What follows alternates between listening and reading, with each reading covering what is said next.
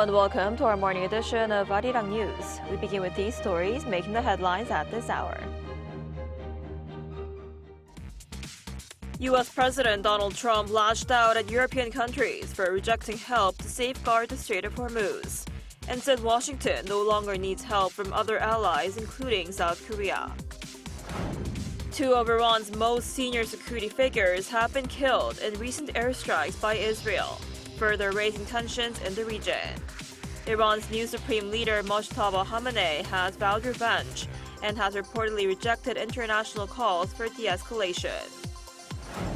South Korea added 234,000 jobs in February, marking the fastest on-year growth in 5 months. But despite the overall rise in the labor market, the youth unemployment rate reached its highest level for the month in 5 years. We begin this morning with U.S. President Donald Trump showing a furious reaction to the rejection and reluctance from ally countries to send naval support to help reopen the Strait of Hormuz.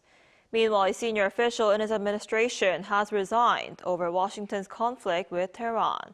Our Oh Soo-young has more. U.S. President Donald Trump lashed out at allies after many refused or held back on his call to send warships to help secure the Strait of Hormuz.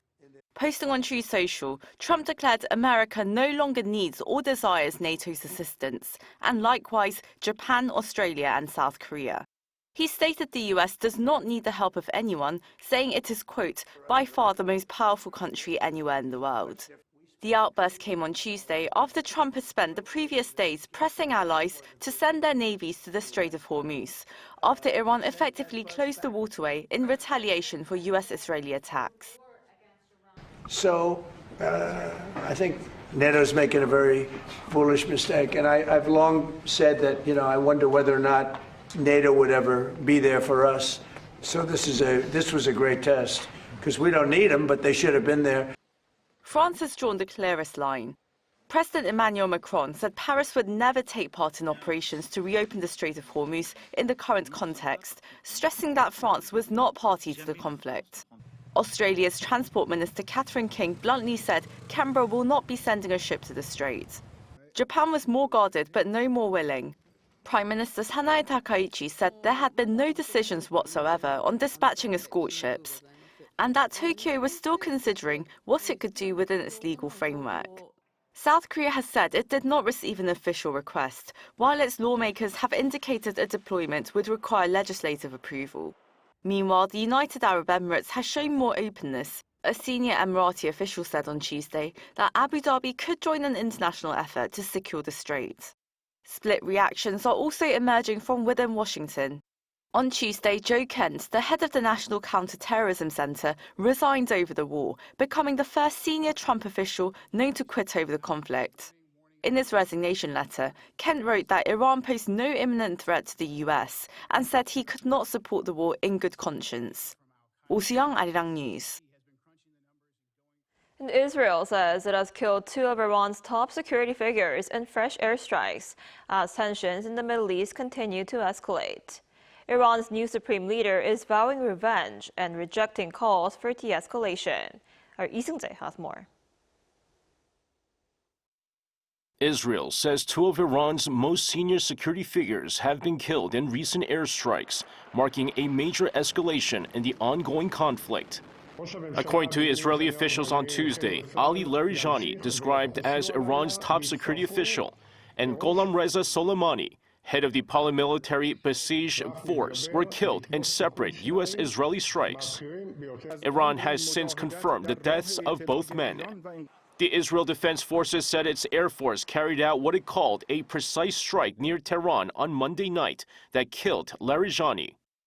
Israeli officials claimed that following the assassination of former Supreme Leader Ayatollah al-Khamenei in late February, Larijani had effectively taken a leading role in directing Iran's military response against Israel and its regional allies.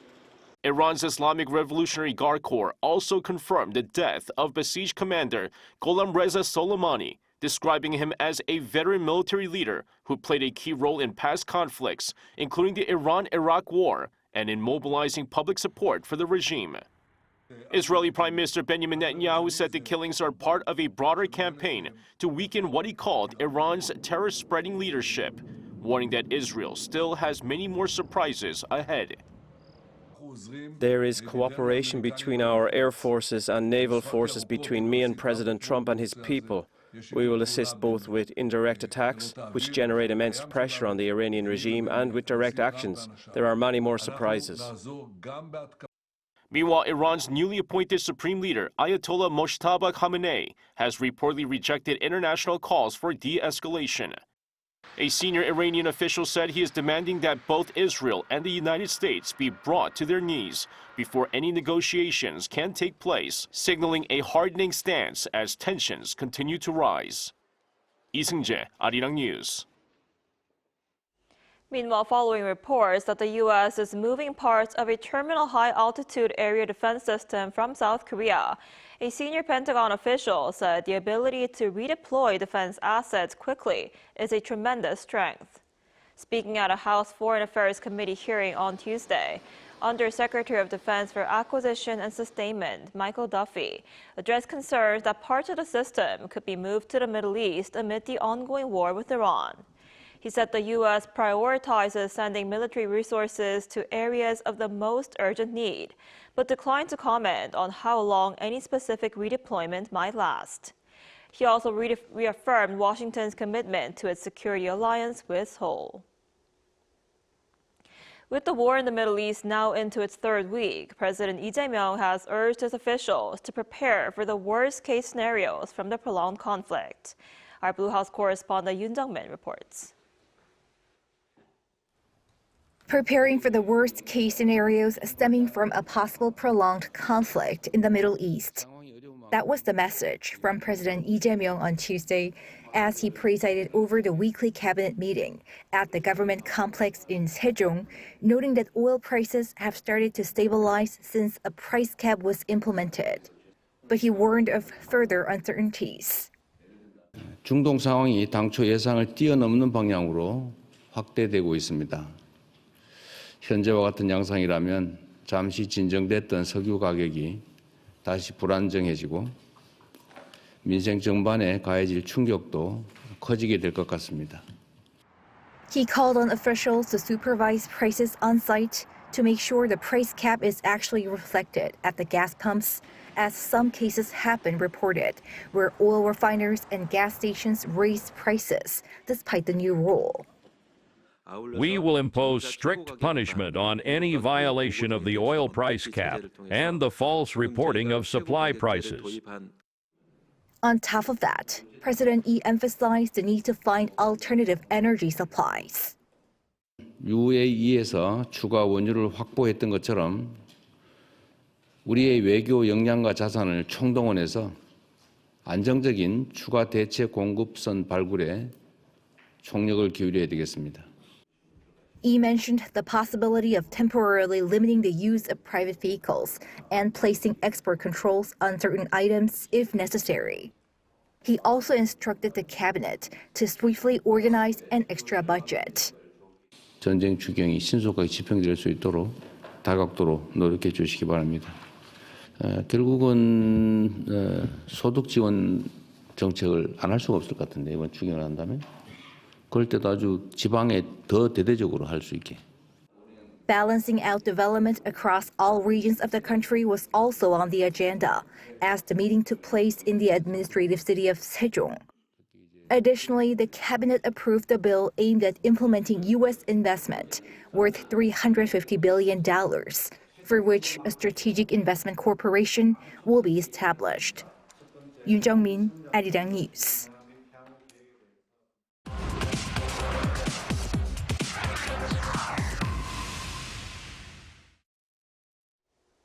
So U.S. President Donald Trump now says Washington doesn't need help after most allies rejected his calls to secure the Strait of Hormuz.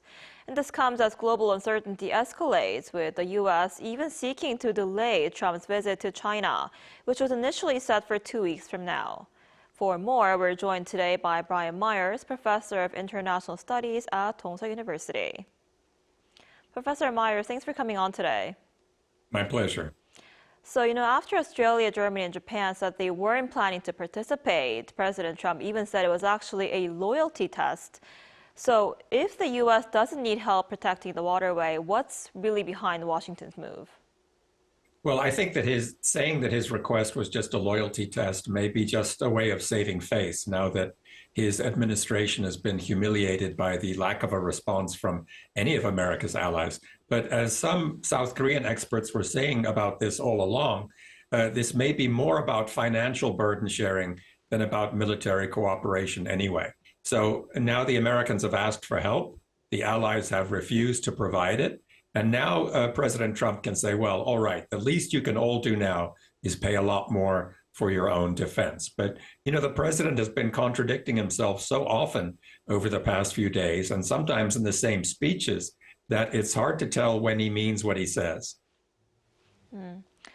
I see. And how should South Korea respond in this situation? How realistic, is it for South Korea to provide support and safeguarding the Strait of Hormuz? Well, the alliance between Korea and America rests on a defense treaty, not an offense treaty. So it doesn't apply if either America or Korea starts a war.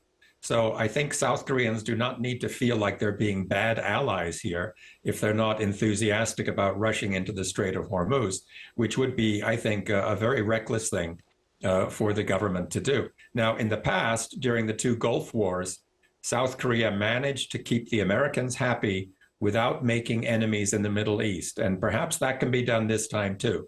For example, South Korea might be able to dispatch non-combat forces to serve in some kind of auxiliary function somewhere out of harm's way. But the National Assembly would have to approve of such a thing. And my sense is that the ruling party would probably vote against it at this point. Right. And while that's happening in North Korea, the regime fired ballistic missiles over the weekend with Kim Jong-un and his daughter Chue reportedly overseeing that test. Is this another move to publicly signal that Kim Jong-un is likely to become the next leader? Well, I think that by keeping her in the public eye at events like this, the regime really just wants to make very clear that North Korea will remain a de facto monarchy one way or the other. So the leader is saying, in effect, not just to his own people, but also to the outside world, don't get any strange ideas about regime change because power will stay in this family even after I go.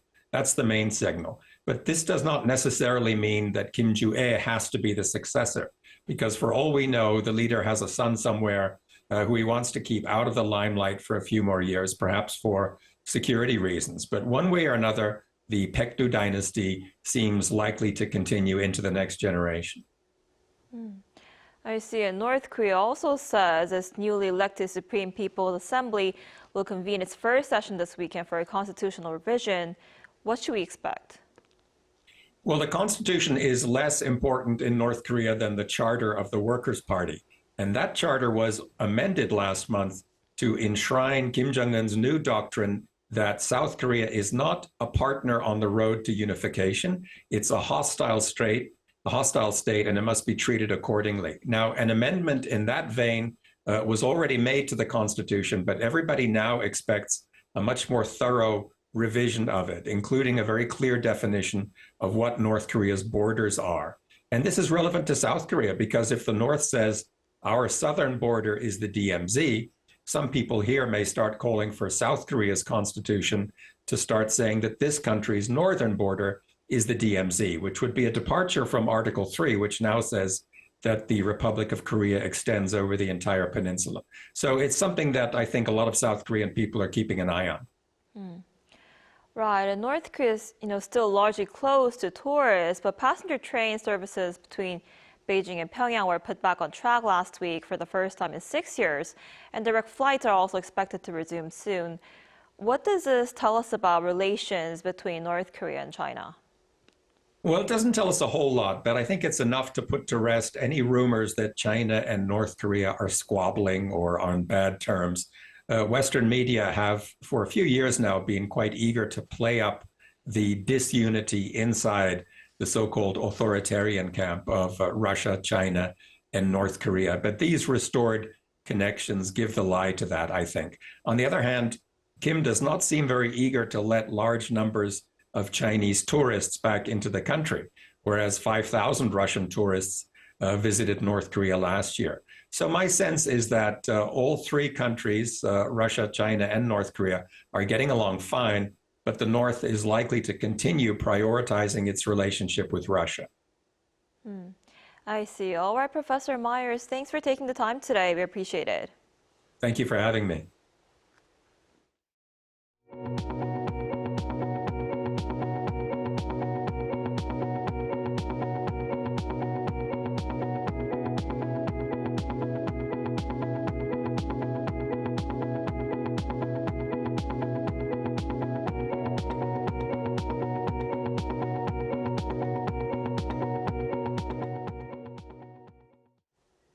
Employment in South Korea saw its biggest gain in 5 months in February, with the number of people with jobs up to 234,000 on year. Data released by the Ministry of Data and Statistics on Wednesday showed total employment reached 28.41 million.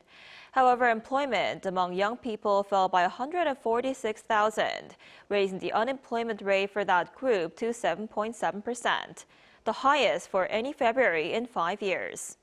Employment among those aged 60 and older rose by 287,000. Health and social welfare services led the increase, while the manufacturing and construction sectors remained weak with continued declines. Total unemployment rose 0.2 percentage points to 3.4%. A Korean flag that contains the spirit of restoring independence has returned to its home, where a new museum has opened in South Korea's southern Namdo province. Our Cha Yun-kyung has more. From Naju, Jeollanam-do province, where General Kim Cheon-il first raised a righteous army during the Imjin War, to the Seokdae-do battlefield in Janghung, the site of the Dongak peasant army's final heroic resistance at the end of the Joseon dynasty. A new museum has been completed, offering a comprehensive look at the storied history of the Namdo Righteous Armies in one location. To mark the museum's opening, the Bulwonbok Taegukgi has returned to its home. Used by Army Commander Go Kwang-sun in Gure during the early 1900s, the flag bears the poignant inscription Bulwonbok, meaning independence shall be restored soon. This is a site for a living history education, to remember and pass down the noble spirit of righteous soldiers. Starting with a sculpture depicting the Dangsado Lighthouse Raid, the event that established Wando's Soando Island as one of the 3 major sites of the anti-Japanese movement, the museum exhibits a total of over 3,000 historical artifacts. Through multi-dimensional exhibits and immersive media, the museum showcases a timeline spanning from the 1555 Ulmyo Webyeon, the first Japanese pirate invasion, through the Imjin and Jeongyu Wars, to the anti-Japanese struggles at the end of the Joseon dynasty. The exterior wall of the Namdo Righteous Army Memorial Museum, named the Space of Metaphor, features a facade panel designed to recreate the metallic roar and shouts of 33,000 Namdo soldiers charging into battle. Integrated with the National Naju Museum, the museum is expected to become a landmark attraction for the year of visiting Naju. Cha Yun-kyung, Arirang News.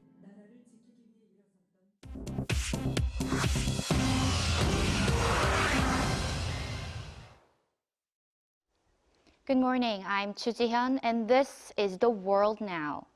Ukrainian President Vladimir Zelenskyy and British Prime Minister Keir Starmer signed a new defense industry agreement in London on Tuesday to increase the supply of drones and AI technology. During the meeting at 10 Downing Street, President Zelenskyy labeled the regimes in Russia and Iran, quote, brothers in hatred and, quote, brothers in weapons. He urged Western allies to keep their focus on Ukraine despite the conflict in the Middle East. The signed agreement links Ukraine's drone expertise with the UK's manufacturing strength to boost battlefield capabilities. Prime Minister Starmer stated that the international community must ensure President Vladimir Putin does not benefit from shifting global attention. Colombian President Gustavo Petro announced on Tuesday that security forces discovered the remains of 27 people near the country's southern border following recent bombings in the region in by Ecuador. The discovery occurred after Ecuadorian President Daniel Noboa ordered strikes against criminal organizations operating in the border region. President Noboa said that the Ecuadorian military targeted drug trafficking hideouts located strictly within Ecuadorian territory. President Petro initially questioned the location of the strikes and later clarified that he did not authorize the bombings on the Colombian side. The Congo Republic's Electoral Commission on Tuesday declared President Denis Sassou Nguesso the winner of the national election with 95% of the vote. This victory grants the 82-year-old incumbent a new 5-year term, extending his tenure that began in 1979. Official data reported voter turnout at 84%, although opposition groups questioned the figures and boycotted the process due to transparency concerns. Sassou Nguesso's closest challenger received less than 2% of the total vote. Under current constitutional rules, this is expected to be the president's final term in office. In the U.S., a suspected meteor fell over the Cleveland area on Tuesday morning, creating a visible fireball and a sonic boom that shook residential buildings. The American Meteor Society documented sightings of the object from Wisconsin to Maryland at approximately 9 a.m. local time. Experts from the National Weather Service in Cleveland confirmed that they felt vibrations from the atmospheric entry but found no immediate evidence of fallen debris. While small meteors enter the atmosphere daily, the brightness of this event allowed security cameras to capture the descent in daylight.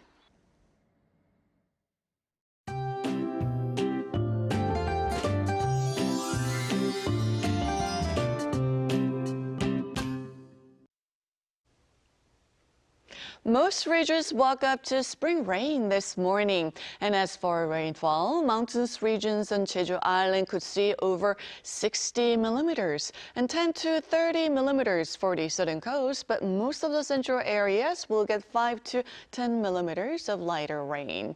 But even with the rain, air quality is still a bit of a concern for central regions. Not to mention, yesterday's dust coverage brought itchy eyes and sore throats to many. And today's rain will help clear things out in the southern regions, but dust will stick around a bit longer for central parts of Korea. And along with rain and cloudy skies, afternoon highs will be 4 to 5 degrees lower than yesterday, getting up to 11 degrees Celsius here in the capital. Taegukgi only gets up to 12 degrees. And once the rain moves out by the evening, we're looking at sunnier skies returning tomorrow. But with that, classic spring temperature swings will continue in most parts of Korea.